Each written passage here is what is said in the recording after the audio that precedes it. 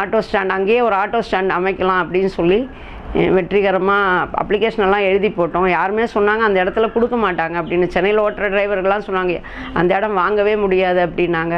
ஆனால் நான் கிட்டத்தட்ட 1 வருஷம் போராடி நம்ம புரட்சித் தலைவி அம்மா கையிலேருந்தே அந்த ஸ்டாண்டை வாங்கியிருக்கேன். வாங்கி அந்த இடத்துல கிட்டத்தட்ட 13 வருஷம் அந்த ஸ்டாண்டு இருக்கிற வரைக்கும் அந்த ஸ்டாண்டுக்கு யூனியன் லீடராகவும் இருந்தேன். அவ்வளோ ஜென்ஸுக்கு இடையில நான் ஒரு யூனியன் லீடராக இருந்தேன்.